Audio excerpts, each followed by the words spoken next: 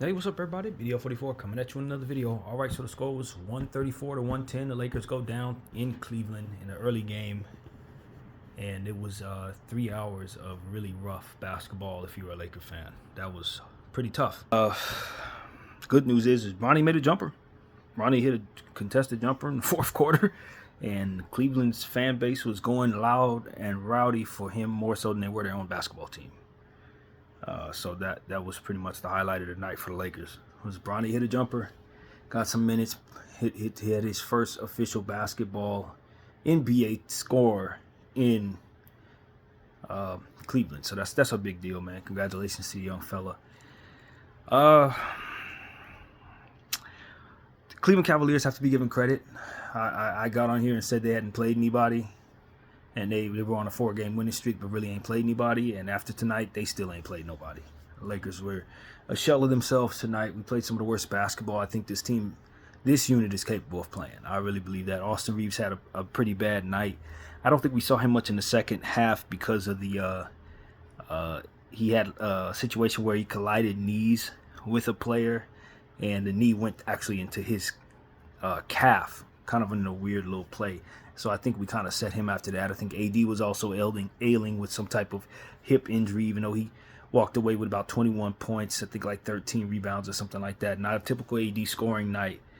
But you can expect that when you have to go up against the twin tower effect of Jarrett Allen and Evan Mobley, who were playing great as usual. You know, the dynamic I was talking about 2 years ago with the Cleveland Cavaliers having those two players, I think is really showing now. I think Evan Mobley was going through the process of developing. I think he's ready. He's ready to show that he's really that dude. Jarrett Allen already made one All-Star team in his career. He's playing like it right now. They're healthy, and you're just really getting that dynamic that one would expect to see when you put this type of length and defensive ability and athleticism and speed together in the front court. Maybe I was just 2 years behind, but this is who I was saying I thought Cleveland would be 2 years ago when they put this together. So I think we saw the full dynamic tonight. They're starting off as a well-oiled machine. Donovan Mitchell complements them extremely well. Darius Garland is just, an icing on the cake. Even though he didn't have a great game, got in foul trouble early, still had a double-double with 10 assists and some double-digit points. So, like, he's a plethora of riches for a team that really has a lot going for itself. So this could be a big year for Cleveland. It really could be, especially since they're in the Easy East. If they can keep this team healthy, and they continue looking like this, I don't see why this has to wean off, because they really do have a hell of a lot of length. And if it's going to, perform like this, they're a stifling defensive team. And, I thought this was a real poor job for J.J. Redick. J.J. Redick started the season really good, coaching out of his mind the first 3 games, but this game was not good, man. I don't know how the hell we were guarding Evan Mobley in this game. I really don't. Half the time he was being guarded by little people. I didn't see Jackson Hayes and Anthony Davis on the floor once together, and we were constantly getting shot over. It wasn't good. It wasn't a good night for JJ. Bron scored a lot. I think he scored 27, something like that. The numbers are, again, I'm not really memorizing numbers this week for some reason, but he was over 23 points, so he's kind of bounced back from his tough game where he only had 11, but he had a game high 6 turnovers, and that's really the story of the game. The Lakers had 21 turnovers, 31 points conceded off of those turnovers, and 14 steals to force those 21 turnovers. So you give credit to the Cavaliers, but a lot of those turnovers, of course, as you can see, were uncontested turnovers with traveling and stuff like that, and throwing the ball out of bounds. It was just a very bad game. I felt this game was over at the beginning of the second quarter, probably even before that, and I was right. This was bad. It was hard to watch. It's a stinker, and we have a lot of problems. Our bench, Dalton Knecht came alive in garbage minutes, had 18 points, 15 in the fourth quarter, but the game was well out of hand by then. It didn't matter at that point. We needed all of that earlier. And that's the one other thing I want to say. I just think we're misusing Dalton Knecht. I really think we're misusing him. I felt like he could have been utilized in the way that he was in that fourth quarter earlier on when other people were having trouble scoring and stuff like that. You just got to give him the ball, tell him to shoot. And I just don't think we're identifying how much of a weapon he is. not to the extent of where we need him and we're not using him. So I was glad he was able to get his rhythm tonight. Hopefully that carries over into the next game against Toronto. But I need our coach to identify, this is a really good player who can score the ball like crazy. He's not just one of these bench throw-ins. He's not. He's a weapon and that you need to feature and utilize early if you want to have success. And that's really what my frustration comes from. It's like, well, I already know he can do this. I saw him do this against the Phoenix Suns. He can go crazy. The question is, are we going to ask him to soon enough, or are we going to fart around with people that are doing nothing like D'Lo Russell and Max Christie? And, D'Lo Russell, I don't remember what his stats was, man. He was an afterthought tonight. I'm getting a little frustrated with him. I'm just not getting what I need from that man at all, man. On one side of the floor, he's doing nothing. On the other side of the floor, he's missing shots. I don't need this from him. So I'm a bit frustrated with him personally. I'm trying here, as I've been saying for several days, but it's another game where we really needed him to step forward, and he really just was nowhere to be found. So I'm a bit frustrated there. Gabe Vincent, he's really a guy that's really trying to find his way in the system.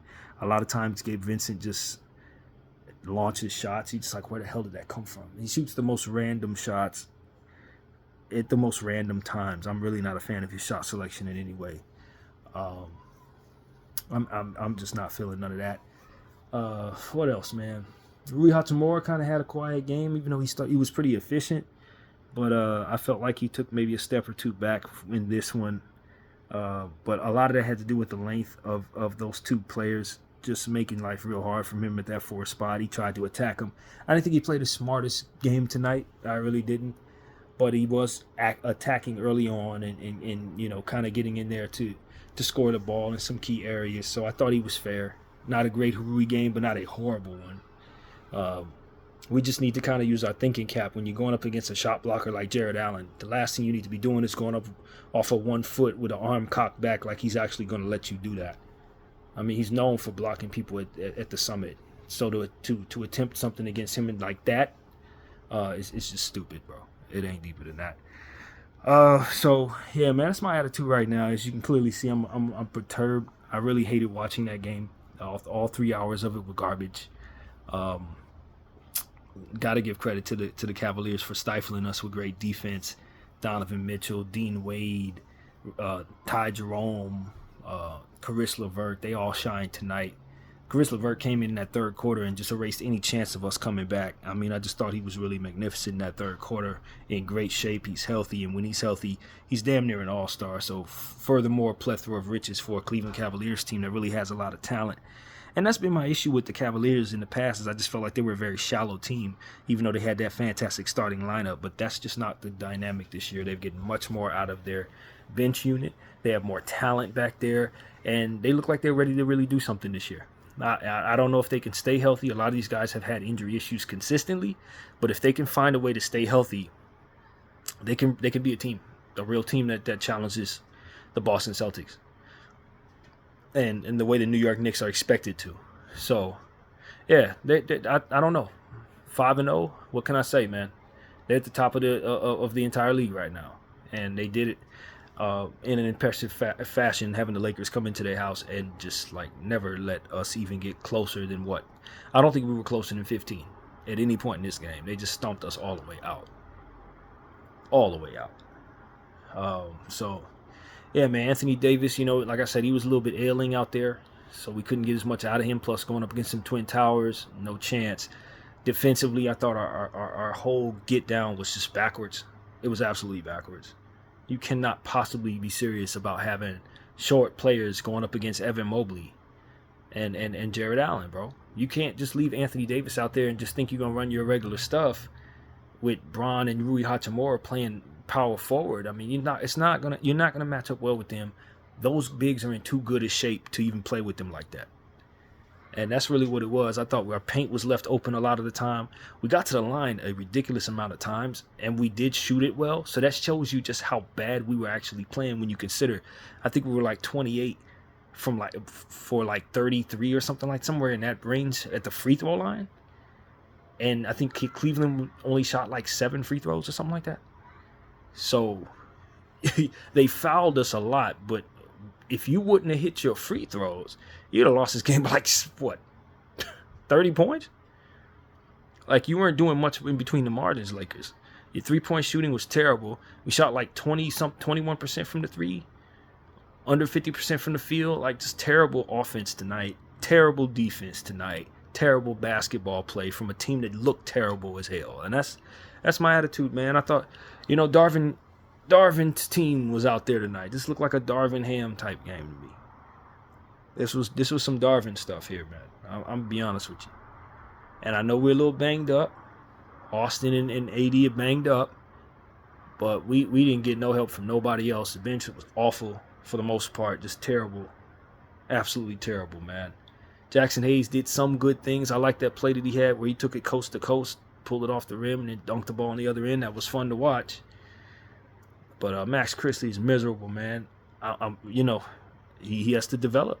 Anytime Max makes a decision that is an underdeveloped decision, or anytime he looks bad out there, I just blame the Laker organization. You let Darvin hang around and not play this kid last year. So anything he does in regards to not looking good out there is your fault.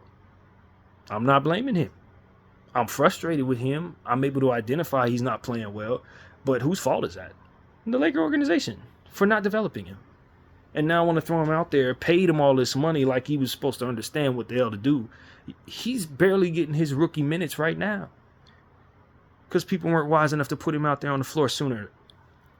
So when he's out there stinking it up and looking off, players so he can get off bricks, just doing stuff that rookies do, I'm not surprised.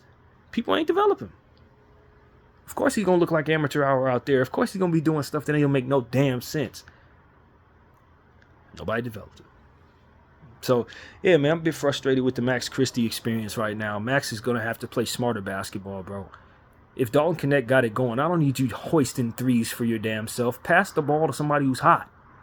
Give your team a chance. Get some assists going. They matter just as much. Especially if all you're going to do is clank the ball off the rim any damn way. I was not pleased with Max Christie tonight. I thought he was awful. I thought he'd been awful every game to start the season, to be honest with you. It is what it is. One of the reasons why our bench is trash is because he's been trash. So, just putting that out there. It is what it is, man. The Lakers stunk tonight, man. I don't really have a whole lot good to say about them. I really don't. Game ball goes to probably Jared Allen, man. I thought he was really good tonight. All of them were really good, to be honest with you. But Jared Allen just made it impossible. He made it impossible on both sides of the floor. And Evan Mobley, the same thing. They were tremendous. They both look like they're going to be all-stars this year. The Cleveland Cavaliers could legitimately have 3 all-stars this year. They could legitimately have 3 all-stars. Maybe even 4. If I'm being real with myself, maybe 4.